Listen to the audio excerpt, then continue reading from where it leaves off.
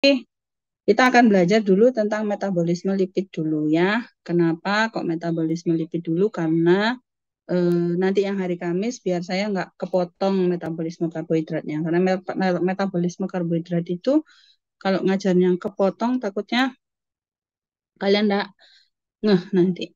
Nah, insya Allah nanti hari Kamis saya mau kuliah offline. Sudah lama saya tidak kuliah offline. Yang beberapa saat ini memang kalau sore saya lebih cenderung kuliah online karena memang lebih nyaman begitu. Oke, jadi sekarang kita akan ngomong tentang lipid. Jadi kalau kita ngomong makronutrien dalam tubuh kita itu pada dasarnya kita bagi menjadi 4 komponen utama. Yang pertama adalah karbohidrat yang merupakan main source of energy. Yang kedua adalah fat atau lipid yang merupakan komponen energi terbesar. Jadi storage energi yang paling besar itu ada di lemak. Yang ketiga adalah protein yang juga merupakan komponen energi, namun dia tidak dominan. Jadi artinya kalau kita tidak sedang benar-benar starvation, maka protein itu nggak akan di breakdown untuk jadi energi. Yang keempat adalah asam nukleat. Asam nukleat itu tidak termasuk dalam source of fuel, tapi dia termasuk dalam metabolisme makronutrien karena dia turunan dari metabolisme karbohidrat. Jadi sebenarnya metabolisme karbohidrat itu nanti kalau kita turunkan dia bisa jadi metabolisme asam nukleat. Karena apa? Karena dari metabolisme karbohidrat nanti kita akan belok ke HMP shunt, jadi kita masuk ke hexomonofosfat shunt atau yang kita sebut sebagai ribosa pathway atau 5 pentosapot fosfat pathway atau PPP. Nah, PPP ini yang kemudian akan menjadi dasar ribosa dan ribulosa dalam pembentukan basa nitrogen dari asam nukleat. Sedangkan metabolisme asam nukleat sendiri yang nanti akan banyak diajarkan oleh Dr. Doti itu lebih banyak bercerita tentang bagaimana pembentukan basa purin dan basa pirimidin yang menjadi source of our DNA. Jadi DNA kita itu terdiri atas basa nukleat, basa basa nitrogen ditambah dengan gugus pentosa yang sebagai backbone-nya ya. Jadi backbone-nya itu yang akan menahan. Nah, lipid sendiri sebenarnya merupakan komponen yang baik dalam tubuh manusia karena dia bersifat insoluble ya. Jadi dia nggak bisa larut dalam air. Karena dia nggak bisa larut dalam air, maka biasanya kalau dia dibawa di dalam darah, karena darah itu isinya air semua, maka dia butuh emulsifier atau sesuatu yang menyebabkan lipid itu bisa larut. Nah, ini biasanya adalah protein. Nah, siapa yang membawa lipid di dalam darah? Kita kenal dengan nama apolipoprotein, yang kemudian nanti kita sebut sebagai metabolisme lipoprotein. Kemudian ada juga bagian yang non-polar solvent, contohnya pada ether atau kloroform yang kemudian dia berfungsi sebagai pelarut dari organik. Terus kemudian biasanya memiliki gugus fungsi yang kita sebut sebagai gugus keton, ether, aldehid, dan alkohol. Kalau kita nanti belajar karbohidrat, sebenarnya karbohidrat itu memiliki gugus lemak juga, yaitu aldehid dan keton. Jadi nanti kalau kita belajar karbohidrat itu bisa dibagi menjadi aldehid base, aldose, dan kemudian ada yang ketose base atau keton base. Ini yang kita sebut sebagai triosa ya. Jadi karbohidrat yang terdiri atas 3 komponen C. Nah, oleh sebab itu, metabolisme karbohidrat bisa masuk ke metabolisme lipid, begitu juga metabolisme lipid bisa masuk ke metabolisme karbohidrat, tapi hanya yang keton sama aldehid aja. Sedangkan yang alkohol bisa sih ya, jadi yang ester itu nanti masuk ke metabolisme lipid secara utuh. Lipid memiliki fungsi fisiologis terutama untuk nutrisi dan juga kesehatan, dan pemahaman kalian terhadap metabolisme lipid terutama biokimianya itu penting untuk kalian bisa mempelajari berbagai kelainan yang ada dalam sistem EMN. Nah, kalau kita bisa lihat bahwa sebenarnya struktur organik dari kimia ya, jadi kimia organik itu pada dasarnya memiliki struktur seperti ini. Nah, struktur yang bisa dimasukkan sebagai struktur organik dari lipid itu adalah alkohol, kemudian aldehid, keton, ester, dan asil halida. Jadi ini sebenarnya keturunan dari keturunan dari aldehid, tapi dia kemudian berubah X-nya ya. Jadi berubah R ini H, tapi kemudian di sini berubah menjadi struktur yang lain. Biasanya adalah struktur yang sifatnya logam, gitu ya. Terus kemudian dengan adanya perubahan-perubahan ini, maka kemudian lipid memiliki struktur yang simpel dan memiliki struktur yang kompleks. Jadi apa importance atau pentingnya belajar metabolisme lipid? Yang pertama, metabolisme lipid itu lemak itu menjadi high energy value. Jadi dia itu memiliki energi yang sangat tinggi. Paling gampang, karbohidrat 4, lemak 9, protein 4. Jadi kalau misalnya seseorang itu makan lemak 4 gram, maka energi yang dia gunakan atau energi yang dia dapatkan adalah 4 kali 9 kilokalori. Jadi sama dengan 4 kali 9, 36 gitu ya. Sedangkan kalau kita makan 4 gram protein berarti 4 gram kali 4 berarti cuma 16 kilokalori. Dan ini yang kemudian menyebabkan fat itu menjadi salah satu energy storage pilihan ketika seseorang itu dalam fase kelebihan nutrisi. Kemudian energi storage-nya itu dia disimpan dalam jaringan lemak yang kita kenal dengan istilah adipose ya, adipose tissue. Terus kemudian karena dia bersifat tidak larut dalam air, maka dia dapat memisahkan kompartemen-kompartemen dalam tubuh kita. Oleh sebab itu tubuh kita itu memiliki 3 kompartemen, yaitu kompartemen intraseluler, kompartemen vaskuler, dan kompartemen ekstraseluler. Ekstraseluler kita bagi 2, yaitu interstisial dan intravaskuler. Nah, kompartemen ini disil atau ditutup oleh komponen dari lemak yang kemudian menyusun membran sel atau dinding sel atau bagian dari permukaan jaringan. Nah, karena dia merupakan bahan yang tidak tembus oleh air ya, jadi dia insoluble in water, maka mereka biasanya lemak itu bagus untuk insulator, jadi sebagai semacam penahan ya, sehingga kemudian secara suhu dia bisa menjadi subcutaneous tissue. Jadi kalau misalnya kita memiliki lapisan lemak yang tebal, maka kemudian jaringan yang ada di bawah tubuh kita itu tidak mudah kedinginan gitu ya, karena lemaknya menjadi insulator. Kalau electrical ini contohnya pada saat kalian belajar saraf kemarin. Jadi saraf itu ada yang namanya nodus Ranvier. Nah, nodus Ranvier itu diawali oleh adanya mielin ya. Jadi mielin itu sesuatu yang menutupi akson sarafnya. Jadi akson saraf itu seperti pipa. Terus mielinnya itu nutupi. Nah, karena mielinnya nutupi, maka aksi potensial yang seharusnya merambat sepanjang sepanjang akson itu akhirnya harus mencolot. Nah, ini yang kita sebut sebagai saltatory conduction atau konduksi meloncat. Nah, kemudian kombinasi dari lemak dan protein adalah lipoprotein yang kemudian dikenal dengan distribusi dari lemak. Ya, jadi kadang-kadang kalau kita mau tahu seseorang itu lemak di dalam darahnya itu ada lemak. Jadi kalau kita ngomong lemak, nanti kita bisa ngomong tentang body proportion, kita juga bisa ngomong tentang lipid profile ya. Jadi kalau lipid profile berarti di dalam darah, kalau body proportion berarti kita ngomong massa lemak, massa otot, dan massa tulang. Nanti kita akan ngomong tentang hal tersebut ketika kita bahas terkait dengan obesitas.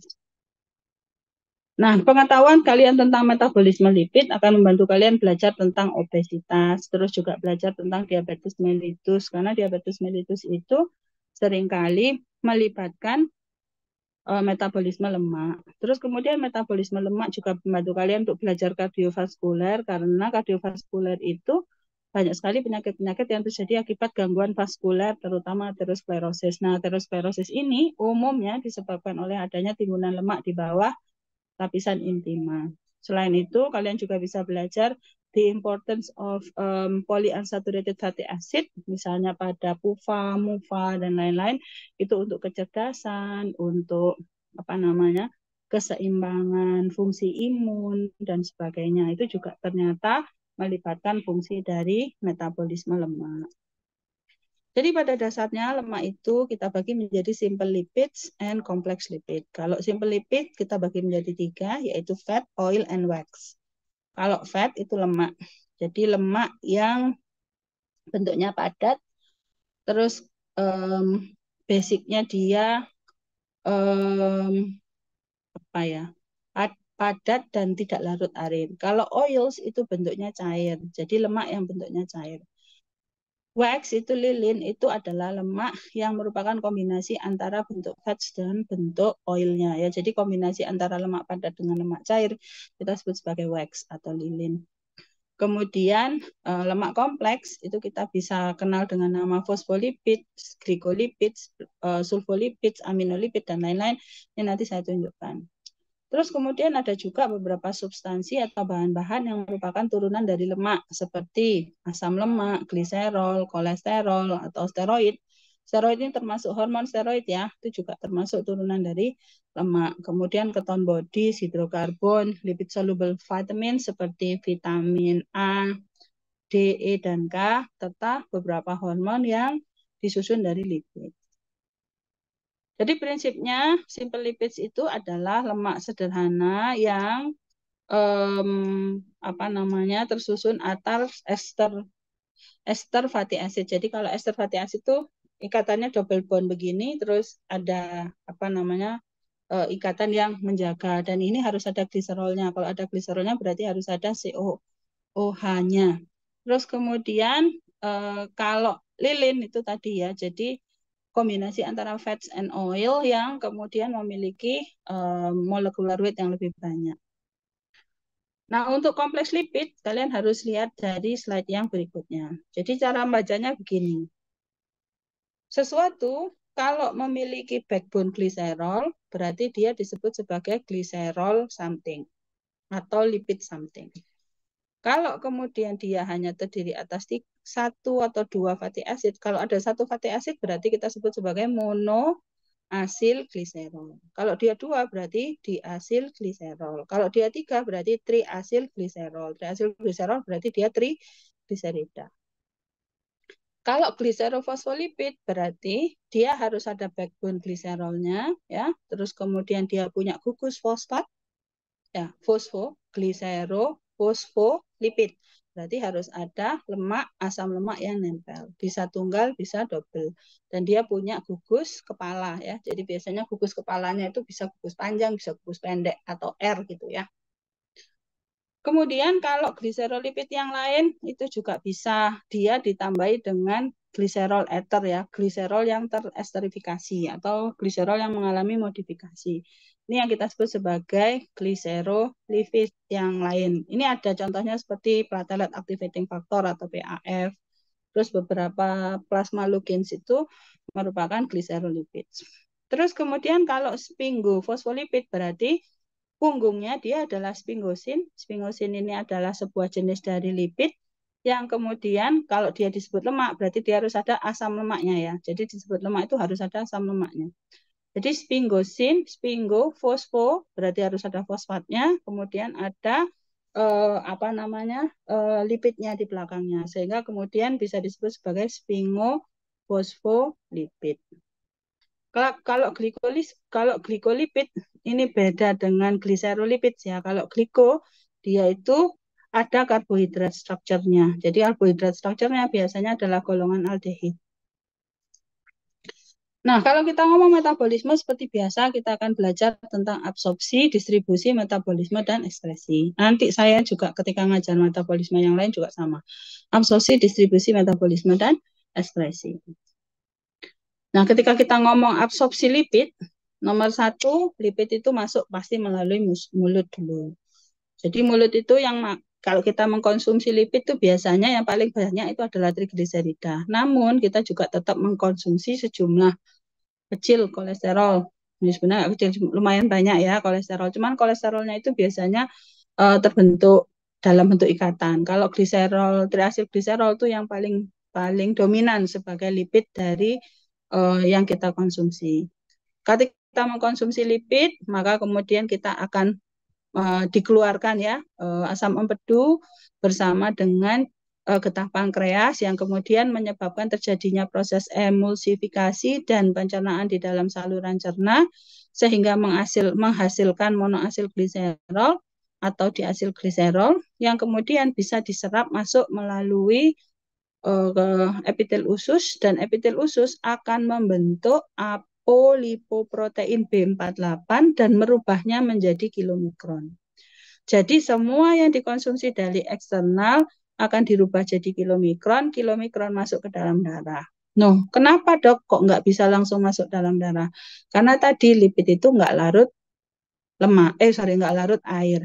Karena dia nggak larut air, maka dia harus dilarutkan, harus diemulsifikasi. Siapa yang mengemulsifikasi? ApoB48, ApoB ApoB48, kemudian ApoE, ApoA1, dan beberapa Apo yang masuk dalam kilomikron. Nah, karena adanya Apo-Apo dan juga adanya fosfolipid serta beberapa komponen lain dari kilomikron, maka kemudian bahan ini menjadi lebih larut. Nah, karena ini ukurannya besar, maka lipid itu nggak bisa langsung masuk ke darah. Jadi tidak bisa habis diserap dia langsung masuk darah. Dia harus dimasukkan dulu dalam kelenjar limfe. Setelah kelenjar limfe, berarti dia berada dulu ke seluruh aliran limfe ya. Jadi biasanya karena dari gastrointestinal, biasanya dia akan masuk melalui ductus thoracikus, jadi yang bawah. Kalau misalnya aliran limfe yang atas, yang sebelah kanan, kan kalau kamu belajar kelenjar limfe kemarin, kan alirannya pada saat PSHI, kalian akan ingat bahwa kelenjar limfe itu alirannya, anotitku mana? Oke ya. Jadi kalau kelenjar limfe itu selalu begini, human, right side ini ke apa namanya, ke limfatikus kanan, sedangkan yang semua yang di sini, yang di sebuah badan semua yang sampai sebelah kiri ini masuk ke ductus thoracikus. Sedangkan ini berasal dari vena porta ada di bawah, maka dia akan masuk ke pembuluh darah atau ke dalam darah melalui ductus thoracikus. Nah, ductus thoracikus itu adalah tempat pertemuan dari aliran limfe dengan aliran darah. Jadi karena ukurannya besar, maka kilomikron tidak bisa masuk ke dalam darah secara langsung, tapi dia beredar dulu dalam kelenjar limfe. Nah, kenapa saya memberikan ini? Karena kalian harus paham dulu, karena sebenarnya kalau di endokrin, itu kalian belajarnya cuma ketika kilomikron ini berada dalam darah. Jadi kalian tidak belajar yang di sini. Masalahnya kalau kalian nggak belajar yang di sini juga nggak ngerti. Jadi nanti mungkin dalam ujian tidak banyak yang keluar yang dari sini, tapi kalian tetap harus baca. Nanti jadi bekal untuk masuk blog ini ya, fisiologi digestif. Terus kemudian,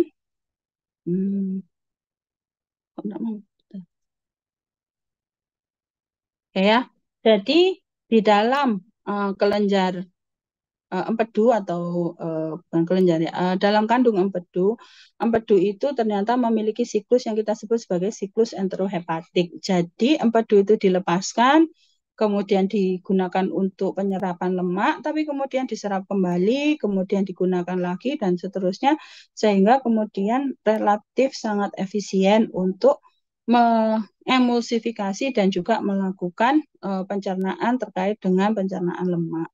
Ini tidak saya bahas karena ini masuk ke blok diges. Penyerapannya, jadi ketika lemak itu masuk, terus kemudian dipecah oleh lipase, akan menghasilkan micelle, ya, mix micelle. Nah, mix micelle ini yang kemudian akan dimasukkan ke dalam tubuh atau melalui yang kita sebut SRB1 ya, scavenger reseptor beta 1. Jadi scavenger reseptor beta 1 itu seperti bola ya. Jadi dia bentuknya kayak gini. Begitu ada micelle dia tangkap terus dimasukin ke dalam tubuhnya begitu. Jadi dia seperti endositosis gitu ya. Terus kemudian begitu di dalam, kemudian dipecah mana yang monoasil gliserol, mana yang kolesterol, mana yang fosfolipid, mana yang vitamin akan disimpan di dalam enterosit sampai anterosit kemudian menyusunnya kembali sebagai sebuah kilomikron. Nah, kilomikron ini kemudian dilepaskan di dalam kelenjar limfe, kemudian masuk ke vena porta, masuk vena porta atau bukan vena, lebih masuk kepada vena cava inferior melalui ductus thoracicus, baru beredar ke seluruh tubuh. Jadi kalau misalnya kita mau buat yang lebih kompleks, bahwa sebenarnya dietari lemak itu terdiri atas macam-macam. Nah, salah satunya ada fitosterol. Fitosterol itu ada sterol tanaman yang ternyata apabila kita mengkonsumsi sterol tanaman dalam jumlah yang besar, ternyata dia dapat menghambat absorpsi dari banyak kolesterol hewani. Oleh sebab itu, beberapa tanaman atau buah yang banyak mengandung lemak itu ternyata bagus untuk mengurangi kadar kolesterol seperti alpukat, virgin coconut oil itu bisa karena mereka mengandung banyak sterolnya. Nah, fitosterol ini kemudian akan menjadi satu dalam mix micelle yang kemudian dimasukkan melalui transporter lemak yang kita sebut sebagai scavenger reseptor beta 1. Selain itu juga ada mekanisme di mana di dalam enterosit dia akan dibentuk menjadi kilomikron dengan bantuan dari enzim ya. Jadi enzim yang kemudian bukan enzim sih sebenarnya lebih semacam integrator gitu ya. Integrator yang ada di dalam smooth endoplasmic reticulum atau reticulum endoplasma yang kemudian dibungkus dan dikeluarkan melalui Golgi gitu. Nah, ketika jumlah kolesterolnya banyak di dalam intrasel sitosol, maka dapat dilakukan secara aktif yang kita sebut sebagai ekspulsi atau efflux kolesterol aktif. Jadi tidak melalui kilomikron, tapi kolesterol itu dilepaskan langsung ke dalam darah. Jadi hanya kolesterol saja yang bisa beredar dalam bentuk free, tapi tidak bisa beredar dalam bentuk kolesterol ester. Ya, jadi kalau free kolesterol, maka dia masih bisa beredar dalam darah. Kalau dia bentuknya sudah kolesterol ester, maka dia tidak bisa beredar karena kolesterol ester itu membentuk seperti mengendap ya, seperti presipitasi begitu. Nah, lipid di dalam darah kita distribusikan ya. Jadi begitu dikeluarkan, diambil melalui kilomikron, maka dia akan beredar dalam darah. Ketika beredar dalam darah, maka kilomikron itu menentukan kadar kolesterol, kadar trigliserida, kadar LDL, dan kadar HDL. Oleh sebab itu, orang kalau periksa profil lipid harus puasa, karena kalau nggak puasa, kilomikronnya akan mengganggu kadar yang asli di dalam darahnya. Nah, ketika dia beredar ke seluruh tubuh, masuk ke dalam darah, maka dia bisa menuju atau melewati berbagai organ. Kalau dia melalui sel lemak, maka oleh aktivitas LPL, lipoprotein lipase, maka kemudian fatty acidnya akan diambil. Nah, ketika fatty acidnya diambil, kemudian di dalam adiposa akan menyimpan fatty acid itu dalam bentuk triasil gliserol. Kalau kemudian dia masuk ke dalam jaringan, jadi kalau dia masuk ke dalam sel, sebenarnya nggak bisa masuk dalam sel juga ya, karena nggak semua bisa mengambil kilomikron. Yang bisa mereka ambil adalah LPL-nya, hanya bisa ngambil monoasil gliserolnya. Jadi dia nggak bisa ngambil kilomikronnya. Jadi dia hanya bisa, jadi ibaratnya kilomikron itu lewat, LPL di permukaan ini motong, terus dijupuk. Terus dia jalan lagi lewat, dipotong, dijupuk. Kayak orang, apa ya, kalau kamu lihat sesuatu yang ukurannya besar, terus ketika dia lewat tambah lama tambah kecil gitu ya. Jadi setiap kali lewat itu ada yang motongin gitu. Yang motong itu adalah lipoprotein lipase jaringan yang dimiliki oleh banyak sel yang membutuhkan lipid dalam metabolismenya. Nah, nanti kalau sudah selesai beredar, kilomikron yang sudah diambilin trigliseridanya, maka semua akan masuk ke dalam hepar yang kemudian mengalami metabolisme lipid di hepar. Nah, macam-macam lipoprotein itu sebenarnya kalau kita kenal ada 5 ya. Ada kilomikron yang merupakan eksternal faktor, VLDL yang merupakan internal atau dibentuk oleh hepar, IDL dan LDL itu yang kita sebut sebagai antaranya. Jadi ketika kilomikron itu beredar, kehilangan monoasil gliserolnya, maka kita sebut sebagai kilomikron remnant. Kalau VLDL ketika dia lewat terus diambilin asil gliserolnya atau diambilin apa itu namanya lipidnya, diambilin asam lemaknya, maka kemudian dia akan berubah menjadi IDL atau intermediate density lipoprotein. Kalau kemudian LPL-nya terus aktif sehingga fatty acid-nya terus diambil, maka dia akan berubah menjadi LDL atau low density lipoprotein. Kalau HDL ini beda karena HDL ini kita sebut sebagai reverse cholesterol transport. Nah, ini adalah komponen-komponen apa yang ada di dalamnya. Kenapa kok HDL memiliki densitas yang paling tinggi? Karena dia memiliki komponen apolipoprotein paling banyak. Dan kamu bisa lihat kilomikron juga memiliki komponen apolipoprotein yang paling banyak juga. Oleh sebab itu, kilomikron tidak memiliki bentuk low density, dia hanya memiliki bentuk kilomikron remnant. Terus kemudian bagaimana? Kenapa kok harus mengalami proses seperti itu? Jadi kita tahu bahwa lemak itu punya komponen yang aqueous dan non-aqueous phase ya. Jadi dia punya komponen polar dan punya komponen non-polar. Ketika membentuk misel, maka komponen polarnya dia akan ada di permukaan, sedangkan komponen non-polarnya akan di dalam. Jadi ketika terjadi emulsifikasi, maka lemaknya yang ester-ester akan ada di dalam. Jadi seperti ini ya. Jadi kolesterol esternya di dalam. Sorry. Jadi kolesterol esternya di dalam, tapi kolesterol yang bebas ya. Jadi dia yang masih punya gugus yang larut sama air itu akan ada di permukaan. Jadi ini yang kemudian menjadi dasar apa namanya? Kenapa pengangkutan lipid di dalam darah itu bentuknya dalam bentuk emulsifikasi dan bagaimana tubuh kita mengemulsifikasi bahan yang ada di dalam tubuh. Nah, untuk mendeteksinya gampang. Kalau apolipoprotein itu ada B100, jadi misalnya B100 terus kemudian ini cara ngapalinnya ya. Nah, ini jadi komponen lipoproteinnya kamu bisa lihat bahwa hanya jalur eksternal yang punya B48. Lainnya ApoB100, ApoB100, ApoB100 ya. Sedangkan HDL tidak memiliki ApoB.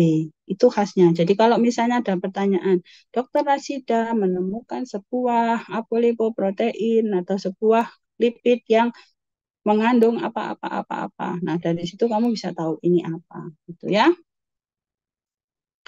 Terus kemudian, kalau misalnya kita hitung isinya apa, maka dalam bentuk persentase bentuknya seperti ini. Ini hanya cara lain untuk kalian belajar tentang apolipoprotein.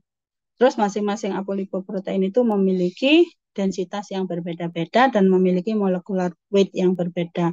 Sehingga kemampuan mereka untuk menarik atau mengemulsifikasi itu juga berbeda. Contohnya ApoB48 sama ApoB100. Kamu bisa lihat ApoB100 itu ukurannya hampir 513 kilodalton ya, sangat besar sehingga dia mampu menarik lemak lebih banyak. Tapi kalau misalnya sudah kehabisan trigliserida, nanti ukurannya jadi mengkeret. Jadi dari densitinya menjadi semakin kecil.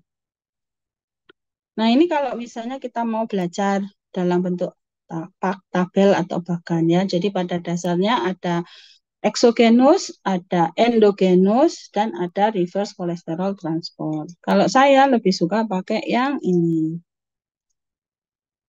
Ya, ini. Kenapa? Karena pertama saya buat sendiri, yang kedua saya menggabungkan 3 komponen yang ada dan kalian bisa melihat pergerakan lipoprotein yang ada. Jadi yang pertama kalau jalur endogen berarti endo dalam dihasilkan oleh hepar ya. Jadi dari hepar akan kemudian ditempelkan ApoB100 ditambah berbagai ApoE dan berbagai Apo yang kemudian akan dibentuk PLDL. PLDL itu ketika dia bergerak melewati pembuluh darah, maka akan ada aktivitas dari LPL yang memotong free fatty acid dan juga mengambil monoasil gliserolnya, sehingga kemudian jumlah trigliseridanya berkurang. Kalau jumlah trigliseridanya berkurang, maka secara relatif kadar kolesterolnya akan lebih tinggi, maka dia akan berubah menjadi VLDL remnant. Kemudian kalau dia kehilangan lagi trigliseridanya sampai kemudian terakhir dia hanya memiliki kolesterol saja, maka kita sebut sebagai low density lipoprotein. Oleh sebab itu LDL itu sering disebut sebagai lemak jahat. Kenapa? Karena dia hanya mengandung kolesterol saja dalam jumlah yang banyak, sedangkan TG-nya tidak ada. Sehingga dia punya kesempatan untuk menyusup masuk di bawah endotel, sehingga dapat menyebabkan terjadinya aterosklerosis. Kalau dari jalur eksogen, tadi sama sudah saya jelaskan, terbentuk mikilomikron sepanjang jalan di jupu ITGene, sehingga kemudian dia berubah menjadi kilomikron remnan. Nah, kilomikron remnan ini bisa diambil oleh hepar melalui 3 mekanisme. Sebenarnya cuma 2 ya. LRP atau lipo LDL receptor related protein. Jadi LDL receptor related protein itu adalah reseptor yang bisa ngambil apolipoprotein selain LDL. Nah, kalau LDL reseptor itu adalah reseptor yang bisa ngambil hanya LDL aja. Di mana yang memiliki LDL reseptor? Ya, di tempat-tempat yang membutuhkan metabolisme kolesterol. Contohnya apa? Kelenjar adrenal, terus kemudian ovarium, terus kemudian apa namanya? Tiro itu enggak terlalu kelenjar adrenal, ovari. Oh, itu kelenjar apa namanya yang untuk menghasilkan hormon-hormon yang sifatnya kolesterol base. Jadi seperti di hepar, kemudian di adrenal, di gonad, terus kulit, vitamin D ya. Jadi karena vitamin D itu membutuhkan kolesterol. Nah, nanti LDL reseptornya itu ya sama seperti SRB1 ya. Jadi dia itu seperti gojeli, habis dipegang, bawa masuk, dipecah, disimpan dalam bentuk uh, kolesterol ester. Kemudian kalau dari jaringan ekstrahepatik itu kan pasti ada sisa-sisa kolesterol tuh di jaringan. Ya, jadi kolesterol misalnya selnya pecah. Kalau selnya pecah atau selnya rusak, pasti membrannya akan menghasilkan atau menyisakan kolesterol karena membran sel kita itu mengandung banyak kolesterol. Kolesterol itu penting untuk sintesa membran sel karena tadi untuk insulator ya, insulator sel untuk kompartemen. Nah, kalau kolesterolnya banyak, maka HDL nasen itu akan nangkepin kolesterolnya. Jadi semula HDL itu bentuknya cekung begini, terus dia lewat nemu kolesterol dijupuk, dilebokno. Jadi akhirnya dia tambah lama tambah gembung. Sehingga kemudian kita sebut sebagai HDL3 dan HDL2. Ketika dia sudah memiliki terlalu banyak kolesterol di dalam tubuhnya, dia akan pulang, terus kemudian akan masuk ke dalam hepar melalui SRB1 atau LFP.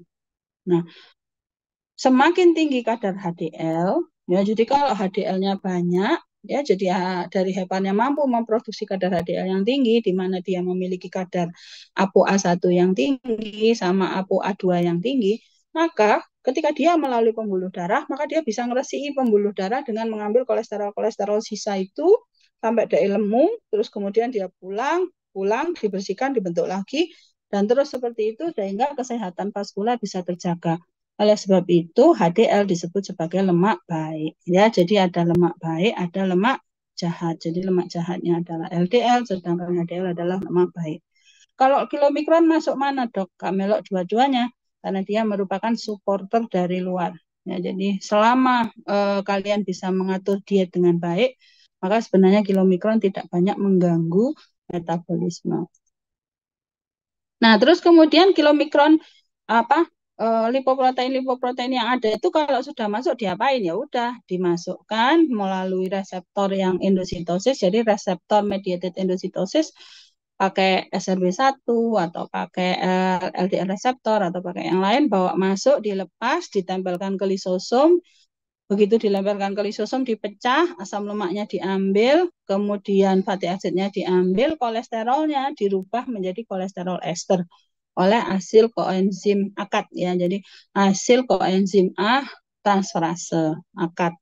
Nah, AKAT ini yang kemudian akan mengumpulkan kolesterol droplet intraorgan. Nah, oleh sebab itu organ hepar itu bisa mengalami fatty liver, bisa lemaknya banyak di dalam sel hepar. Soalnya apa?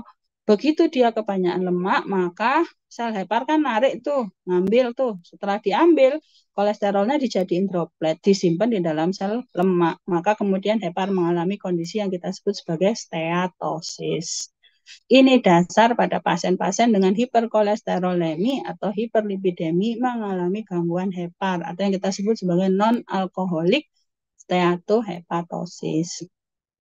Terus kemudian kalau terlalu banyak lemak di dalam tubuhnya, di dalam selnya ini terus gimana, Dok? Ya selnya bisa pecah, sehingga kemudian bisa terjadi nekrosis dari sel hepar, bisa juga terjadi gangguan pada fungsi dan signaling dari hepar terkait dengan metabolismenya. Pada kondisi-kondisi yang sangat berat, non-alkoholik steatohepatosis dapat menyebabkan terjadinya sirosis. Jadi sirosis itu heparnya terus mengecil, nggak bisa berfungsi, terus pasiennya jadi kondisi sirosis itu biasanya ada asites, terus ada hipoalbumin, terus ada banyak hal ya. Nanti kalian pelajari waktu kalian belajar di blok patologi pencernaan. Terus kalau disimpan, simpannya yang bagus di mana? Menyimpan lemak yang paling bagus adalah di kelenjar lemak. Nah, kelenjar lemak yang menyimpan lemak paling pelit ya. Jadi dia kalau sudah nyimpan tidak mau ngeluarin, itu adalah white adiposit ya. Jadi kelenjar bukan kelenjar, sel lemak putih itu adalah sel lemak yang menyimpan droplet lemak tapi tidak punya banyak mitokondria. Karena tidak punya banyak mitokondria, akhirnya lemaknya benar-benar jadi storage. Jadi kalau kalian mau membakar lemak putih, maka mekanisme yang dilakukan butuh lebih intens. Jadi kadang-kadang kalian harus nge-gym, harus apa begitu ya, harus ada aktivitas fisik yang tinggi plus diet. Tapi kalau kemudian disimpan dalam kelenjar lemak sel lemak yang sifatnya brown adiposit tissue atau BAT. Nah, brown adiposit tissue ini punya banyak mitokondria. Karena dia punya banyak mitokondria, maka lemak yang dideposit sama dia dengan cepat dia bakar. Diteorikan, dulu waktu kita masih muda, masih kita kecil, itu sel lemak kita itu bentuknya selalu brown. Jadi semuanya selalu mudah menyimpan lemak tapi juga mudah membakarnya. Mungkin karena kita dalam fase pertumbuhan. Terus kemudian seiring dengan bertambahnya usia, brown adipocyte tissue kita berubah menjadi bright. Jadi bright itu setengah brown, setengah putih, setengah brown, setengah white. Jadi disebut sebagai bright. Nah, karena dia mengalami perubahan dari brown ke bright, maka kemudian lama-lama dia tidak punya mitokondria. Karena tidak punya mitokondria, semakin berkurang, akhirnya dia pun tidak, bahkan inti selnya pun terdorong ke tepi. Nah, ini khas pada sel lemak. Jadi sel lemak itu inti selnya itu sampai kedorong ke tepi, jumlah mitokondrianya sedikit, dan di tengah-tengahnya semua mesti lemak. Terus cara ngelihatnya gimana ya? Kita harus bisa kalau misalnya di PA ini ya, kalau misalnya kita misalnya habis motong jaringan lemak gitu ya, terus dilihat kok terus kelihatan bolong. Iya, karena pada saat kita motong terus kita lihat di bawah mikroskop, proses pengelolaan kita sudah melunturkan lemak-lemak yang ada di dalam apa namanya di dalam sel-sel ini sehingga kemudian ketok bolong gitu. Nanti kalau kalian belajar histologi dari lemak atau histologi dari organ-organ yang mengalami perlemakan, maka khasnya adalah pada organ-organ yang mengalami perlemakan akan didapatkan vakuola-vakuola kosong. Jadi didapatkan ruangan-ruangan di dalam sel yang kosong.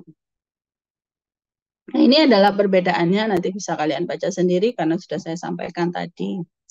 Secara distribusi, brown adiposit tissue itu banyak sekali pada daerah-daerah yang ada gambarnya. Sedangkan white adiposit tissue itu justru banyaknya berada di bawah subkutan. Makanya orang kalau gemuk itu di bawah subkutan, dan kalau yang sudah kelihatan itu maka bisa dilakukan pengukuran lemak subkutan yang menjadi penanda peningkatan dari white adiposit tissue. Kalau brown adiposit tissue ketemunya hanya di tempat-tempat ini, dan ketika semakin dia tua semakin hilang. Nah, terus gimana caranya, Dok, agar white adiposit berubah menjadi brown? Banyak teori, tapi kalau ketika mereka sudah mencapai usia di atas 30, itu sudah tidak bisa balik, katanya begitu ya. Tapi nggak tahu lagi kalau kita nanti bisa menemukan obat-obatan atau bahan-bahan yang bisa menginduksi white adipose tissue berubah menjadi brown adipose tissue pada saat usia tua. Itu adalah penelitian yang sangat menarik, sehingga nanti ke depannya kita bisa kurus walaupun nggak diet dan nggak minum obat dan nggak nggak olahraga, gitu ya. Itu adalah cita-cita saya. Jadi bisa tetap makan tapi bisa kurus. Nah, itu belum ketemu tapi obatnya. Right. Nah, ini adalah kalau kita belajar penyakit-penyakitnya. Tapi saya pikir enggak usah, ini kalian bisa untuk belajar aja. Jadi metabolismenya apa saja, dan kalau terjadi abnormalitas, jadi penyakitnya apa saja. Dan ini akan dipelajari di PSEMN.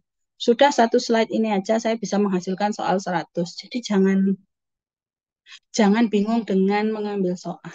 Bingunglah dengan konsep apa yang saya belum paham. Kalau konsep kalian belum paham, diskusilah dengan temanmu. Kalau kamu diskusi dengan temanmu sih tetap gak paham, datang ke saya bawa kertas. Dok, saya sama teman saya gelut tongkang ini. Saya kok nggak paham ini, menurut dia begini. Nanti saya akan bantu. Tapi kalau kalian kemudian belajarnya adalah, oh soal UMS yang metu iki, terus di screen capture, terus nanti dikekno guru les, terus ditakoi jawabannya, yo ya kalian tidak akan pernah belajar. Nanti setelah selesai FSCMN, masuk ke PSCMN, ini pelajarannya apa ya? Padahal kan sebenarnya itu adalah sanggup kalian untuk masuk jadi dokter. Ya, jadi kalian nabung mulai sekarang, belajar mulai sekarang. Oke, nah itu tadi absorpsi dan distribusi. Berikutnya metabolisme, dan metabolisme ini yang paling banyak reaksi kimianya. Prinsipnya, kalau ngomong tentang metabolisme lipid, maka kita akan bicara dua hal. Anabolisme, katabolisme, atau pindah bentuk. Kalau anabolisme berarti dia formasi, kalau katabolisme berarti dia breakdown, dipecah. Jadi, kalau misalnya formasi yang termasuk di dalam katabolisme adalah lipolisis, beta oksidasi, dan siklus asam sitrat. Sebenarnya siklus asam sitrat itu juga masuk dalam metabolisme lemak dan juga metabolisme protein. Karena memang siklus asam sitrat ini kita sebut sebagai metabolisme antara. Jadi sesuatu yang menghubungkan antara lemak, protein, dan karbohidrat. Nah, nanti masuknya melalui siklus asam sitrat. Dari siklus asam sitrat akan terbentuk asetil-CoA. Asetil-CoA kalau kemudian mengalami proses lipogenesis, maka dia akan berubah menjadi asetil-CoA, yang asetil-CoA ini kalau kita panjangin dapat menjadi pembentukan asam lemak. Asam lemak kalau diesterifikasi terus-menerus, dia akan menjadi lemak dalam struktur panjang. Kalau lemak dalam struktur panjang dipecah, kita sebut sebagai lipolisis. Ketika lemak dalam struktur panjang lipolisis menghasilkan asam lemak, ketika dilakukan beta oksidasi, maka akan terjadi atau pembentukan asetil-CoA. Asetil-CoA ini yang kemudian bisa masuk ke siklus Krebs, gitu ya. Terus kemudian ada kolesterologenesis, jadi pembentukan kolesterol, juga ada pembentukan benda keton yang akan menghasilkan keton bodies. Kalau kolesterologenesis menghasilkan kolesterol, kalau steroidogenesis menghasilkan hormon-hormon steroid, ya.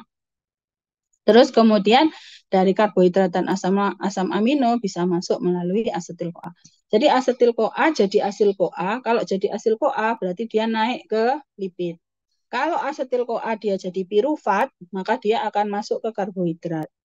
Kalau asetil-CoA kemudian dia berubah masuk dalam siklus asam sitrat terus keluar, maka dia akan masuk dalam sintesa asam amino non esensial. Itu nanti di kuliahnya dokter Doti.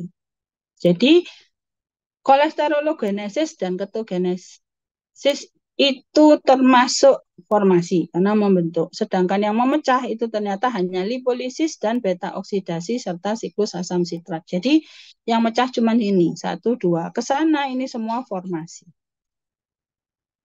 Jadi bagaimana lipogenesis dan lipolisis? Pada dasarnya dari lemak-lemak yang disimpan di dalam adipose tisu akan dihasilkan lemak netral atau triacylglycerol, baik itu dari dietary fats atau dari storage. Ketika neutral fat atau triacylglycerol itu kita pecah, maka akan dihasilkan dua hal. Yang pertama adalah fatty acid dan gliserol, karena tadi ya struktur lemak kompleks kan gliserol terus 3 asam lemak. Jadi 3 asam lemak ini kemudian akan masuk melalui jalur ketogenesis, akan menghasilkan benda keton, atau melalui beta oksidasi sehingga masuk ke asetil-CoA. Sedangkan asetil-CoA sendiri juga bisa jadi benda keton melalui metabolisme antara ya khusus. Nah, yang kita bicarakan yang ketogenesis di hepar. Kalau ketogenesis dari asetil-CoA itu Jarang kecuali di hepar ya. Setahu saya yang ada cuma otot sama hepar aja. Selain otot sama hepar nggak ada. Dari asetil-CoA kalau kemudian dia mengalami proses pembentukan kolesterol, maka dia akan masuk ke mevalonat. Nah, mevalonat ini kemudian akan berkembang atau jadi panjang akan menjadi kolesterol. Jadi HMG-CoA reduktase akan kemudian membentuk mevalonat. Mevalonat kemudian bisa menjadi steroid melalui steroidogenesis dan pembentukan asam lemak. Kalau asetil-CoA masuk ke siklus Krebs, maka dia akan dikombinasikan dengan elektron transport. Ini harusnya sudah diajarin tentang termogenesis ya. Termogenetika, bagaimana kita menghasilkan ATP. Maka kemudian akan ditangkap oleh oksigen, maka kita sebut sebagai aerobic metabolism. Kalau asetil-CoA kemudian berubah jadi laktat, berarti dia masuk dalam anaerobic metabolisme, menghasilkan hanya 8 ATP dikurangi 2. Jadi kalau nggak salah dia cuma sisa 8. Tapi kalau dengan elektron transport ditambah dengan apa namanya? Jadi masuk siklus Krebs ditambah dengan elektron transport, maka proses glikolisis dapat menghasilkan 38 ATP. Kalau dari yang lain bisa tergantung kepada berapa asetil-CoA yang dibentuk dan berapa NADH dan NADH dan FAD yang bisa terbentuk sehingga kemudian bisa dikoppel dengan hidrogen sehingga menghasilkan ATP. Nah, ini lipogenesis. Jadi tadi ya diawalinya mesti dari pirufat atau dari asetil CoA ini. Bentar. Jadi diawalinya selalu dari sini atau dari sini. Jadi pirufat kalau dia mau dirubah menjadi asetil CoA, dia tidak iso langsung merene. Jadi dia harus masuk dulu, dirubah melalui siklus Krebs, keluar menjadi keluar menjadi sitrat, sitratnya keluar, sitratnya baru kemudian digabung dengan asetil CoA yang lain yang ada di luar, kemudian dia akan berubah menjadi malonyl CoA yang kemudian jadi palmitat. Nah, palmitat ini kita sebut sebagai lemak panjang ya. Terus kemudian kalau kemudian dia dari sitrat ditambah jadi alfa ketoglutarat, dia masuk dalam benda keton. Gitu. Ini adalah bagaimana kepembentukan lipid ya. Jadi dari pirufat masuk ke mitokondria dulu, keluar sebagai sitrat, sitrat kemudian ditambahi sitrat kemudian ditambah dengan ATP plus koenzim A, maka dia akan berubah menjadi asetil CoA yang kemudian dipanjangin terus oleh enzim yang namanya asetil karboksilase. Ini naik terus sampai akhirnya membentuk asam lemak panjang gitu. Ini masuk dalam lipogenesis. Nah, lipogenesis itu tadi ya. Jadi dari asetil CoA, terus kemudian dia ditambah malonyl CoA, terus nanti turun bisa jadi palmitat. Palmitat terus kemana? Bisa jadi palmitoleat dan seterusnya. Ini tergantung kepada jumlah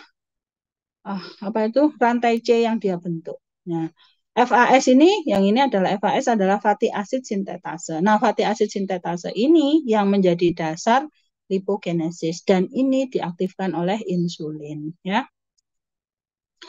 Jadi regulasi oleh lipogenesis pada dasarnya dengan adanya insulin maka akan terjadi aktivasi dari protein fosfatase yang akan mengubah asetil CoA karboksilase inaktif yang tadi ya di dari asetil CoA ke palmitat itu ya. Itu ada enzim namanya asetil CoA karboksilase. Asetil CoA karboksilase ini akan merubah asetil CoA menjadi malonyl CoA jadi asil CoA yang dipanjangkan nanti jadi palmitat. Nah, ketika asetil CoA karboksilase aktif, maka malonyl CoA-nya naik, asil CoA-nya naik. Kalau asil CoA-nya naik, maka akan terjadi penghambatan terhadap AMPK. Jadi AMP mediated atau AEP activated protein kinase ya. Jadi ini yang kemarin kalian bahas.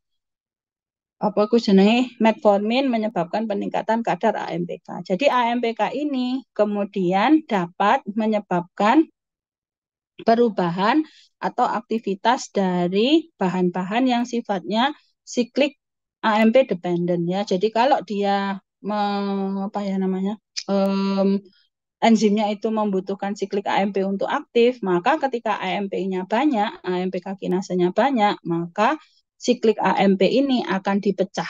Sehingga kalau siklik AMP dipecah, maka siklik AMP-nya berkurang, maka enzimnya pun menjadi tidak aktif gitu ya. Jadi AMPK itu ketika bertemu sama siklik AMP base malah kadang-kadang menonaktifkan gitu ya. Terus kemudian regulasi dari long chain fatty acid di hepar sama ya, masuk asetil-CoA ya, dari asetil-CoA mengalami lipogenesis oleh asetil-CoA karboksilase yang bisa dikendalikan oleh insulin dan glukagon. Kalau insulin menambah, kalau glukagon mengurangi, akan menghasilkan malonil-CoA. Malonil-CoA ini kalau dia masuk ke dalam membran mitokondria, maka dia akan menginisiasi proses beta oksidasi. Nah, beta oksidasi ini membutuhkan karnitin palmitoyl transferase 1. Ya, jadi beda dengan pirufat kalau masuk ke dalam mitokondria. Jadi kalau pirufat masuk ke mitokondria dia mlebu. Nah, tapi kalau malonyl CoA atau asil CoA itu kalau masuk ke dalam mitokondria, dia itu harus melalui karnitin palmitoyl transferase. Dan ini membutuhkan bahan yang namanya karnitin. Nah, oleh sebab itu, kalau misalnya kamu lihat orang nge-gym gitu ya, biar nanti lemahnya cepat terbakar, salah satu hal yang mereka konsumsi adalah L-karnitin. Jadi L-karnitin ini akan membantu pembakaran lemak, menumpuk muscle, dan meningkatkan efektivitas olahraga yang sudah mereka lakukan. Terus selain itu juga gliserol 3 fosfat itu bisa turun menjadi berbagai bahan yang lain yang kita sebut sebagai asil gliserol biosintesis dan ini dapat menghasilkan uh, itu tadi ya backbone yang beda-beda pada lemak ya bisa menghasilkan jadi dari gliserol 3 fosfat bisa berubah menjadi diasil gliserol yang kemudian nanti bisa turun menjadi fosfatidilkolin fosfat yang mengandung gugus polin. Terus kemudian bisa juga kardiolipin, fosfatidilinositol dan sebagainya. Yang tadi berdasarkan bentuk lemak kompleks ya. Terus lemak juga bisa dirubah menjadi sphingolipid atau yang sphingosine. Nah, dari mana sphingosinnya? Itu dari palmitoyl CoA yang kemudian dengan bertahap dirubah menjadi seramid. Nah, seramid ini kemudian dapat dirubah menjadi sphingomyelin yang akan melepaskan diasil gliserol. Gitu ya. Nah, ini nanti keluarnya. Jadi seramid itu bisa menjadi ini terus akhirnya menjadi gangliosit yang tinggi. Gangliosit ini digunakan untuk brain cap activity. Oleh sebab itu, lemak itu juga dibutuhkan untuk apa namanya? Juga dibutuhkan untuk kinerja dari otak ya. Jadi kalau kalian apa namanya? Diet lemaknya terlalu ketat sampai akhirnya nggak ada lemaknya itu malah menurunkan kecerdasan. Ini adalah beberapa penyakit yang terjadi akibat gangguan sphingolipid metabolisme. Ini saya tunjukkan aja. Jadi kenapa sih kok kita belajar metabolisme ini? Untuk melihat, oh kalau Tay Sachs disease itu terjadi defisiensi heksosamin A. Di mana heksosamin A? Oh, bukan yang ini yang di itu. Jadi dia merubah gangliosit yang lebih tinggi. Nanti misalnya alfa galaktosidase atau beta galaktosidase ya tinggal dilihat. Ini yang mana yang berubah dari metabolisme yang ada. Karena ada perubahan metabolisme itulah, maka terus pasiennya bisa mengalami gangguan dari apa namanya fungsi dari otaknya. Kalau kemudian dari metabolisme kolesterol, tadi sudah ya jadi satu, jadi saya tidak bahas lagi. Prinsipnya kolesterol yang kita dapatkan dari luar, berarti kita dapatkan melalui sintesa dari makanan, ya berarti masuk melalui kilomikron. Kalau dibentuk oleh tubuh kita, itu semua sel pasti bisa membentuk kolesterol ya, karena kolesterol itu bahan untuk membuat membran sel, bahan untuk membuat itu apa namanya kayak membran dari mitokondria itu juga harus ada kolesterolnya sehingga kolesterol itu pasti dibentuk oleh sel. Nah, Kolesterol itu diawali dengan asetil-CoA, ya, asetil-CoA dirubah menjadi HMG-CoA. Jadi kemudian dirubah menjadi HMG-CoA, yang kemudian HMG-CoA reduktase, ya, HMG-CoA reduktase ini enzim. Dan ini kemudian bisa dihambat oleh obat yang namanya statin, seperti simvastatin, atorvastatin, rosuvastatin. Itu adalah obat-obat yang menghambat HMG-CoA reduktase. Karena ininya dihambat, berarti ke bawahnya nggak muncul, ya. Terus kemudian dari pembentukan HMG-CoA itu akan menghasilkan mevalonic acid. Mevalonic acid akan di melalui proses ini nggak pendek, ya. Ini mevalonic acid ke squalene ini ada 4 kalau nggak salah, ada 4 reaksi. Terus kemudian dari squalene turun menjadi lanosterol, itu pun ada beberapa tahapan lagi. Terus kemudian ketika dia berubah menjadi desmosterol maupun 7-hidroksikolesterol, itu juga membutuhkan kerja dari enzim. Oleh sebab itu enzimologi itu kalian harus ngerti. Jadi enzim itu terdiri atas apa? Kalau enzimnya itu bekerja memindahkan gugus apa, berarti disebut enzim apa. Jadi kamu bisa memprediksi kalau namanya adalah enzim hidroksilase, oh berarti dia menambah apa atau mengurangi apa gitu, ya. Terus kemudian dari 7-hidroksikolesterol atau dari desmosterol itu bisa dirubah menjadi kolesterol. Nah, kolesterol ini kemudian bisa dirubah menjadi steroid, oksisterol atau bile acid atau empedu.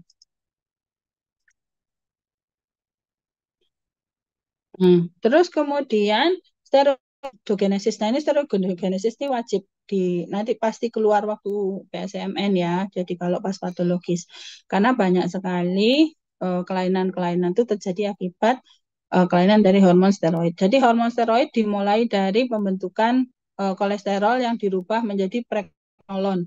Ini ada enzim yang namanya STAR, bukan enzim, ya, semacam activated protein begitu, ya. Nah, itu yang kemudian menyebabkan perubahan pregnenolon. Pregnenolon jadi progesteron, terus kemudian turun sampai akhirnya jadi aldosteron. Nah, kalau misalnya dia pregnenolon ini dirubah oleh 7-hidroksilase, maka dia akan berubah menjadi 17-hidroksipregnenolon, bukan menjadi progesteron. Kalau 17-hidroksiprogesteron ini kemudian 17-hidroksipregnenolon ini turun ke bawah, maka dia akan jadi kolesterol. Tapi kalau diangkat samping, maka dia akan jadi aldosteron.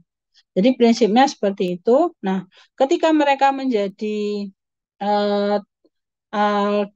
aldostenedion, ya, jadi progesteron, ini nanti ke samping, androsten ini ke bawah, ini nanti jadi testosteron, kemudian dengan adanya aktivitas aromatase dapat berubah menjadi estradiol. Oleh sebab itu, laki-laki pun punya estrogen, dan kalau semakin mereka gemuk, maka semakin banyak estrogennya. Sehingga kemudian laki-laki kalau massa lemaknya banyak, kadang akan muncul payudara, ya, jadi kita sebut sebagai ginekomasti. Kemudian lipolisis dan beta oksidasi. Tadi, ya, dari asetil-CoA, kalau misalnya dipecah jadi asil-CoA untuk bisa masuk menuju beta oksidasi, maka dia harus menembus dulu membran mitokondria yang membutuhkan karnitin transporter. Karnitin transporter itu bentuknya seperti ini. Jadi asil-CoA oleh asil-CoA sintetase ditambah dengan karnitin palmitoyl transferase akan dipecah atau diambil CoA-nya sehingga berubah menjadi asil karnitin. Asil karnitin ini kemudian akan masuk ke beta oksidasi. Oke. Nah, beta oksidasi itu dari asil CoA berubah menjadi asetoasetil CoA, terus asetoasetil CoA pecah, ya. Diambil CoA-nya, dikurangi CoA-nya sehingga kemudian menjadi asetil CoA. Asetil CoA masuk ke siklus Krebs. Kalau misalnya asetil CoA ini kemudian bergeser, terjadi aktivasi HMG-CoA, maka akan terjadi pembentukan kolesterol kalau DM Rono. Tapi kalau kemudian terjadi HMG-CoA liase yang aktif, maka justru terbentuk asetoasetat. Kalau terbentuk asetoasetat terus kebentuk 3-hidroksibutirat, maka dia jadi ketogenesis. Yang harus diingat, asetoasetat dan hidroksibutirat ini adalah asam. Sehingga ketika benda keton terbentuk dalam jumlah yang banyak, maka darahnya jadi asam. Ya, kemudian terjadi ketoasidosis. Ya, kenapa? Karena asetoasetat, 3-hidroksibutirat dan aseton ini sifatnya asidik, sifatnya asam. Ini sering terjadi pada pasien dengan diabetes tipe 1 maupun tipe 2 ketika terjadi defisiensi insulin secara mendadak sehingga terjadi peningkatan metabolisme lipid dengan cepat, di mana terjadi ketogenesis dengan cepat, sehingga pasien yang akhirnya jadi ketoasidosis diabetikum. Nah, bagaimana lipolisis diatur? Nah, lipolisis itu diatur oleh banyak hormon, karena banyak hormon membutuhkan, karena banyak fungsi tubuh kita membutuhkan lipid. Sebagai contoh, epinefrin itu menyebabkan peningkatan adenilat siklase. Ketika adenilat siklase itu meningkat, maka ATP akan dirubah menjadi siklik AMP. Ya. Jadi ini ketika dia meningkat, ini akan dirubah menjadi ini. Karena siklik AMP-nya banyak, ya tadi protein-protein atau bahan-bahan yang sensitif dengan peningkatan kadar CAMP akan jadi aktif. Karena jadi aktif, maka akan terjadi aktivitasnya. Tergantung aktivitasnya apa. Karena aktivitasnya misalnya adalah hormon sensitif lipase, berarti yang aktif adalah seperti misalnya lipoprotein lipase. Itu dipengaruhi oleh hormon. Nah, maka kemudian akan terjadi pemecahan dari free fatty acid yang misalnya monoasil jadi diasil, yang kemudian akhirnya dari diasil kemudian bisa dipecah menjadi free fatty acid bebas yang kemudian bisa masuk ke beta oksidasi maupun masuk ke G-scrap. Terus kemudian juga misalnya ini dari glukokortikoid. Glukokortikoid itu menyebabkan penghambatan pada hormon sensitif lipase. Jadi ininya nggak bisa aktif. Jadi glukokortikoid akan menghambat sintesa lemak sehingga terjadi lipolisis. Kalau insulin justru menghambat. Jadi menghambat mekanisme yang menghentikan hormon sensitif lipase. Jadi aktivitas dari insulin itu menghentikan glukokortikoid, sedangkan glukokortikoid menyebabkan hambatan pada aktivitas ini hormon sensitif lipase. Terus selain itu juga ada juga aktivasi dari fosfodiesterase. Fosfodiesterase itu apa? Dia mengubah siklik AMP menjadi 5-AMP. Jadi ATP jadi CAMP terus jadi AMP. Nah, CAMP itu bentuknya bundar. Kalau bentuknya bundar, maka dia bisa mengaktifasi. Tapi kalau dia bentuknya 5-AMP, dia bentuknya manjang. Karena bentuknya manjang, dia tidak bisa mengaktifkan hormon sensitif lipase. Jadinya kalau fosfodiesterasenya naik, maka siklik AMP-nya akan turun, 5-AMP-nya akan meningkat, sehingga ini akan tetap inaktif karena ininya tidak ada. Sehingga aktivitas ke bawahnya juga hilang. Begitu ya. Jadi kalau belajar, sekali lagi kamu harus punya caramu sendiri menghafal sesuatu. Kalau enggak, nanti begitu kena endokrin tak putar konsepnya sedikit langsung ini manggia apa gitu. Nah, kalau misalnya terjadi starvation ya, jadi ketika orang itu nggak makan, terus kemudian apa yang terjadi? Ya cadangan lemaknya akan dipecah. Bagaimana cara memecah cadangan lemak? Dilepaskan hormon-hormon yang menyebabkan lipolisis seperti glukokortikoid, epinefrin, terus kemudian hormon-hormon lain yang menyebabkan termasuk tiroid. Tapi tiroid itu bukan dalam kondisi starvation, itu dia konstitutif sebenarnya. Anyway, jadi yang paling penting itu kortisol sama epinefrin. Nah, ketika terjadi aktivitas dari kortisol sama epinefrin, maka kortisol sama epinefrin ini akan menyebabkan lipolisis. Lipolisis akan menyebabkan peningkatan free fatty acid. Peningkatan free fatty acid akan mendorong pembentukan ketogenesis, membentukan benda-benda keton, dan juga membentukan asetil-CoA yang kemudian masuk ke siklus Krebs. Cuma tergantung ya. Jadi kalau metabolismenya dia bisa sempurna, maka lipolisisnya nanti belok ke masuk ke asetil-CoA, masuk ke siklus Krebs. Tapi dalam kondisi-kondisi tertentu dia tidak bisa masuk ke asetil-CoA, misalnya oksigennya kurang, terus kemudian ada gangguan pernafasan atau ada gangguan sirkulasi. Itu akhirnya lemaknya yang sudah dilipolisis tidak bisa masuk ke siklus Krebs. Akhirnya dia gunakan beta oksidasi masuk ke ketogenesis. Setelah ketogenesis, dia mencoba kembali masuk ke siklus Krebs. Kalau nggak bisa, maka dari benda keton itu langsung dipecah untuk dihasilkan energi. Jeleknya benda keton ini menyebabkan asidosis tadi ya. Jadi dari asetoasetat beta hidroksibutirat ini kemudian akan masuk ke dalam sel-sel non hepatik seperti otot yang kemudian akan dipecah atau disimpan. Kalau kemudian dalam darah, jadi di dalam hepar itu tidak pernah dibuang, tapi dia dipakai menghasilkan ATP atau dia disimpan dalam bentuk asil CoA yang nanti disimpan dalam bentuk lipid panjang, terus kemudian diadakan ke tubuh atau dibuat menjadi keton bodies, terus keton bodiesnya bisa dibuang atau bisa dilepaskan melalui udara paru-paru. Jadi kalau bentuknya aseton, maka aseton akan dilepaskan melalui udara pernafasan sehingga baunya manis. Jadi pada pasien dengan diabetes terus terjadi ketoasidosis bisa mencium baunya. Oh, orang ini ketoasidosis. Kelihatan banget. Nafasnya juga akan berubah, terus baunya juga akan berubah, terus pasiennya nampak cowong karena biasanya terjadi dehidrasi. Kalau metabolisme berikutnya adalah eukosanoid. Eukosanoid ini kita kenal dengan leukotrien dan prostaglandin ya. Jadi fosfolipid, itu kalau kita pecah akan dihasilkan arakidonat, asam arakidonat. Ya, jadi enzim yang memecah kita sebut sebagai fosfolipase A2. Nah, fosfolipase A2 ini aktif ketika terjadi injury. Jadi misalnya kamu aktivitas fisik ya, selmu ada yang rusak atau ada yang pecah.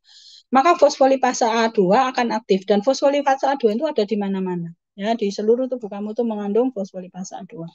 Fosfolipase A2 akan menyebabkan pemecahan asam arakidonat. Asam arakidonat nanti akan masuk melalui dua jalur. Yang satu masuk membentuk prostanoid, leukotrien dan lipoksin. Kita sebut sebagai jalur lipoksigenase. Sedangkan satunya akan masuk ke jalur siklooksigenase. Kalau siklooksigenase dia akan menghasilkan prostaglandin. Kalau lipoksigenase dia akan menghasilkan leukotrien. Jadi seperti ini sederhananya ya. Yang itu tadi mungkin sebaiknya tak hapus saja karena mungkin kalian bingung. Jadi karena ada asam arakidonat ya jadi fosfolipid, kemudian ada kerusakan jaringan misalnya fosfolipidnya kemudian kita pecah jadi asam arakidonat dia bisa melalui jalur epoksid atau lipoksigenase menghasilkan leukotrien dan tromboksan. Kalau dia melalui jalur siklooksidase maka dia akan menghasilkan prostaglandin E2, prostaglandin F2, dan prostaglandin A2 sama I2. Ini semua prostaglandin adalah mediator nyeri. Jadi kalau ada kerusakan jaringan, terjadi pembentukan prostaglandin, maka akan timbul nyeri. Nyerinya bisa macam-macam, bisa nyeri tajam, bisa nyeri tumpul, bisa nyeri, pokoknya nyeri. Itu tergantung sarafnya apa yang bawa. Oleh sebab itu, kalau misalnya ada kerusakan jaringan, maka kita bisa menggunakan obat-obatan anti inflamasi yang kita sebut sebagai siklooksigenase inhibitor atau oral anti-inflammatory non-steroid OAINS gitu ya. Nah ini contohnya apa? Seperti ibuprofen, naproxen, terus natrium diklofenak dan sebagainya. Nah di atasnya bisa ada dexamethasone atau golongan glukokortikoid. Nah, jadi kalau ada pasien dengan alergi, di mana salah satu penyebab alerginya itu adalah terjadinya peningkatan jumlah asam arakidonat dan juga terjadinya mediator inflamasi, maka bisa kita berikan glukokortikoid. Jadi pada dasarnya semua lipid itu dimulai dari asetil-CoA. Jadi karena ada asetil-CoA kalau dipanjangin jadi kalau dipecah jadi eukosanoid atau kalau misalnya dia masuk ke dalam itu kalau dirubah menjadi gliserofosfolipid maka dia berubah menjadi MAG, TAG atau DAG. Monoasil gliserol, diasil gliserol atau triasil gliserol. Kalau menjadi gliserofosfolipid maka dia ditambah fosfat gugus fosfat ya, fosfatidil ini gugus kepalanya, terus kemudian ada fosfatidin etanolamin, fosfatidilkolin, fosfatidilserin, ini tinggal belakangnya aja. Kemudian kalau misalnya dia dirubah menjadi sfingolipid atau menjadi golongan sfingosin, maka akan menghasilkan sfingoid B, ceramid, dan semuanya. Jadi prinsipnya semuanya selalu ketemu di asetil-CoA. Ya, jadi lemak masuknya lewat asetil-CoA. Nanti mau masuk metabolisme lemak yang mana, pasti dimulai dari asetil-CoA. Karbohidrat juga sama. Nanti dari asetil-CoA dia naiknya ke pirufat, pirufat pergi kemana begitu. Kalau enggak dari asetil-CoA dia pindah ke palmitat, bukan, yang di dalamnya malat, suksinat, pokoknya masuk dari itu, terus kemudian dia oksaloasetat, oksaloasetat, dari oksaloasetat dia bisa masuk ke gluconeogenesis atau ke tempat yang lain. Jadi semuanya selalu dimulai dari asetil-CoA, dari asetil-CoA ini yang kemudian akan bergerak sesuai dengan kebutuhan dalam tubuh kita, gitu ya. Jadi setiap daerah atau setiap setiap tempat dalam tubuh kita itu memiliki metabolisme yang spesifik. Seperti eritrosit. Eritrosit itu tidak punya mitokondria, dia tidak punya inti sel. Oleh sebab itu metabolismenya dia cuma dua, glikolisis anaerob sama HMP shunt. Udah itu toh, dia tidak punya yang lain. Sama satu sih, Lubering Rapaport gitu ya. Jadi yang membuat 23 bifosfogliserat itu tok, 3 tok. Sedangkan di tempat-tempat lain kayak di hepar itu hampir semua metabolisme bisa dilaksanakan. Di otot itu juga hampir semua metabolisme bisa dilakukan kecuali pembentukan glukosa berubah menjadi glukosa dalam darah itu tidak bisa. Tapi yang lainnya dia bisa, ketogenesis juga bisa, di jantung juga sama. Kalau di otak tidak bisa. Jadi di otak itu tidak bisa pakai keton.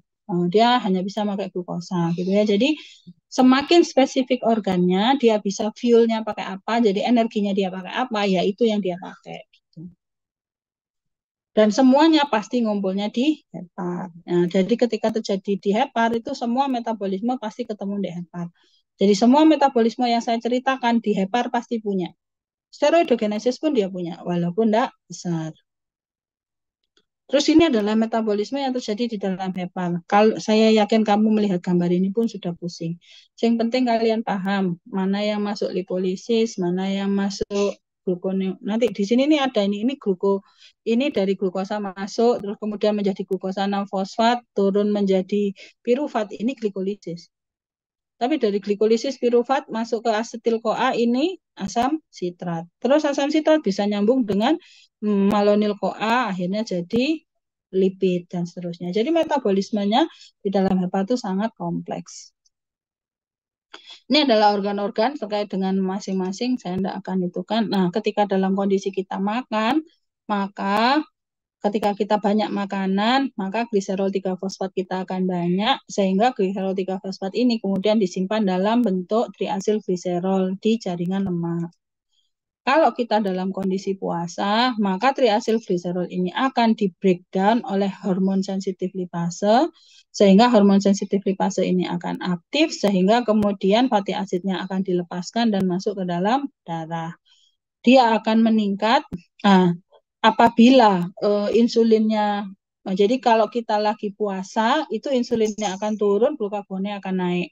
Tapi kalau kita dalam kondisi habis makan, maka insulin kita akan naik, glukosa kita akan naik, ya. Jadi insulin kita naik, glukosa kita naik, sehingga kemudian mendorong untuk menyimpan energi.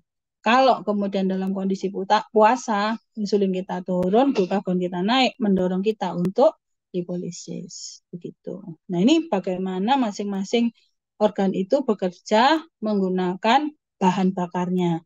Jadi nervous system atau sel-sel saraf itu bisa pakai keton, bisa pakai glukosa, tapi tidak bisa pakai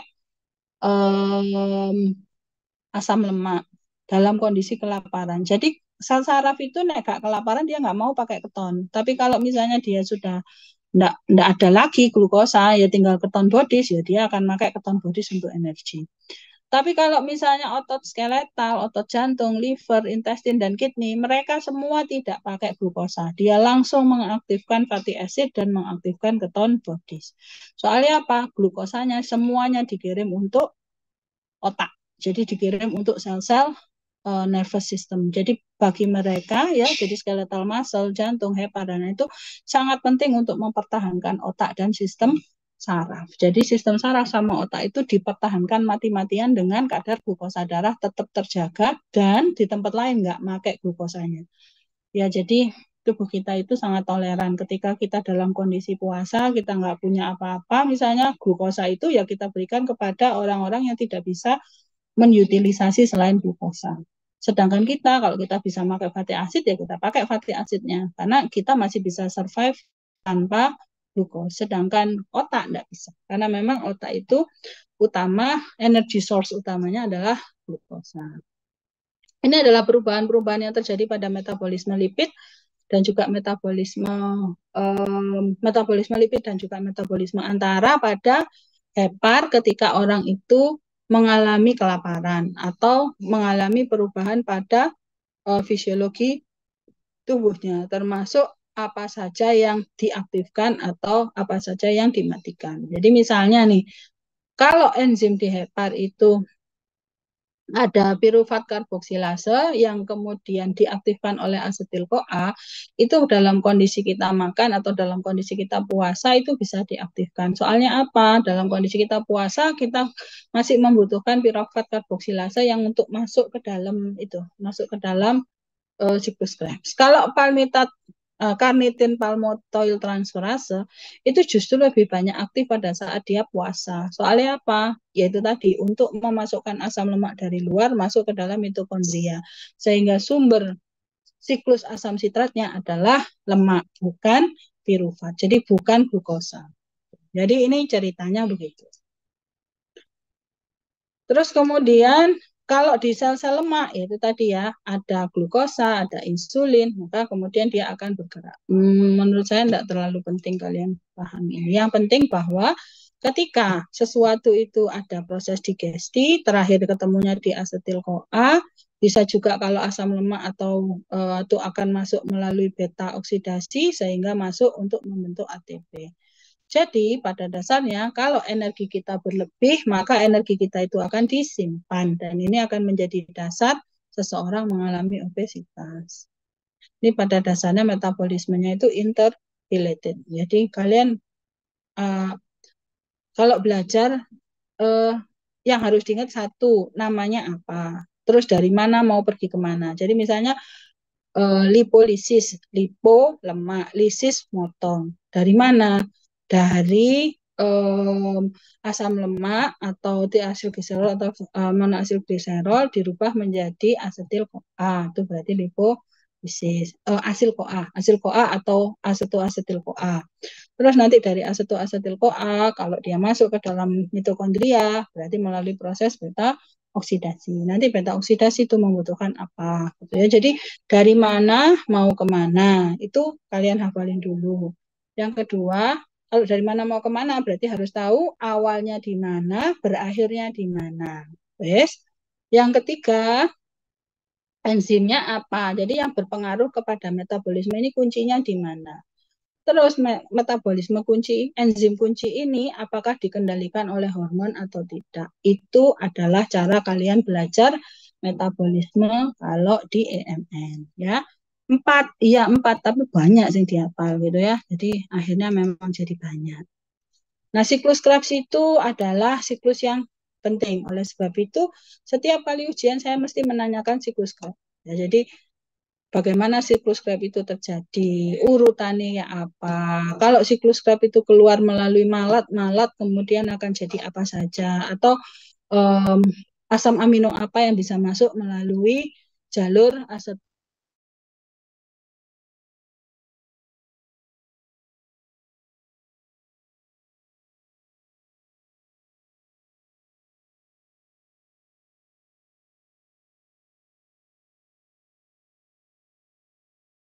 Yang penting kalian ketahui dan kalian pelajari ketika kita belajar EMN. Jadi bagaimana interrelasi antar metabolisme yang ada? Kita bisa mulai dari laktat. Kalau laktat itu anaerob, ya jadi pirufat kalau tidak ada oksigen, maka dia tidak akan masuk ke mitokondria, tapi kemudian langsung dirubah menjadi laktat. Kalau misalnya nanti dari hidroksiprolin, serin, sistein, treonin ini adalah asam amino. Asam aminonya nanti bisa diambil gugusnya, terus kemudian dirubah jadi pirufat. Ada juga yang pirufat kemudian mengalami transaminasi sehingga berubah menjadi alanin, alanin jadi triptofan. Terus kemudian dari pirufat masuk ke osaloasetat bisa jadi aspartat dan seterusnya. Ini hubungan antara karbohidrat ke asam amino.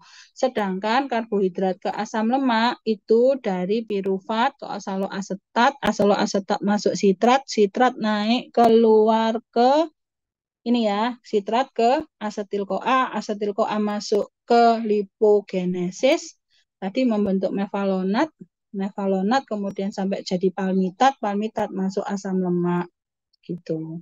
Asam lemak dipanjangin lagi terus disimpan. Bisa juga dari asetil CoA berubah menjadi osaloasetat, osaloasetat masuk lagi ke sini dirubah. Atau osaloasetat masuk di benda keton gitu. Ya, jadi ketika kita itu mengatur energi kita itu ternyata ada koordinasi dengan otak kita ya. Jadi otak kita itu mengatur terkait dengan kapan seseorang itu jadi lapar, terus kemudian kalau kita lapar apa saja yang dikonsumsi dan seterusnya gitu. Ini adalah teori-teori terbaru tentang energy regulation. Nah, ketika seseorang itu energy regulation yang nggak bagus, maka akan terjadi obesitas. Nah, obesitas ini ternyata ada gennya.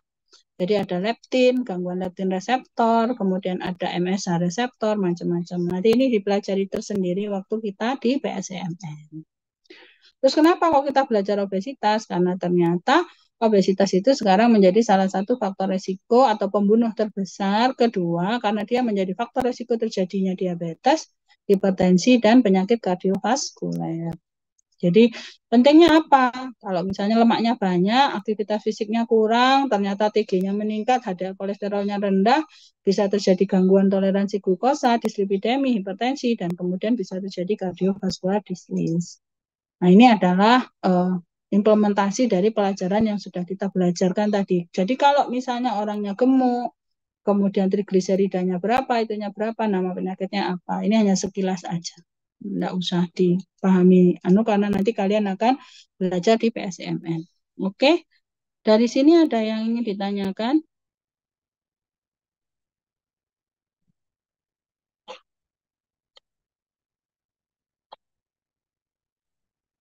Ya, ingat ya, kalau belajar metabolisme, namanya apa? Kalau sudah ada namanya breakdownan. Jadi contohnya lipogenesis, lipo lemak, genesis membentuk, genesis itu membentuk. Karena pada dasarnya, kenapa kok dikasih nama genesis? Kalau orang Kristen itu ada buku dalam Alkitabnya itu namanya Genesis. Genesis itu adalah bagaimana bumi ini terbentuk. Nah, jadi oleh sebab itu segala sesuatu yang membentuk depannya mesti dikasih Genesis.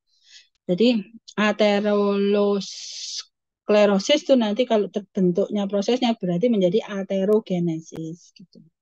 Terus kemudian lipogenesis berarti pembentukan lipid. Pembentukan lipid itu yang mana? Nah, pembentukan lipid itu adalah pembentukan asam lemak. Lipogenesis berarti dari asetil dari asetil CoA kemudian dia keluar sebagai sitrat, sitrat dirubah lagi menjadi asetil CoA naik ke menjadi asil CoA melalui asetil CoA dekarboksilase, terus jadi mevalonat, mevalonat jadi mevalonat itu di kolesterol.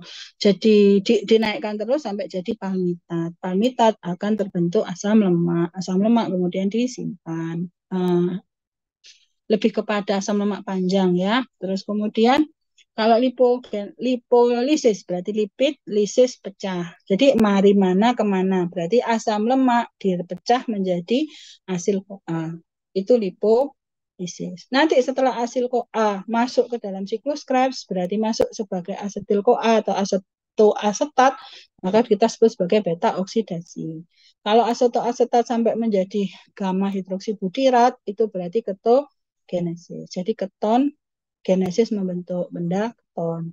Nanti dicari enzim kuncinya. Jadi selalu 4. Satu, apa namanya, dari mana pergi kemana, kemudian enzim kuncinya apa, dikendalikan oleh apa. Itu yang wajib kalian hafal dan kalian tahu. Sisanya nanti di malam. Oke, itu saja kuliah saya kali ini. Apa tidak ada pertanyaan atau ada pertanyaan? Kalau tidak ada pertanyaan, boleh ditutup oleh PJ mingguan.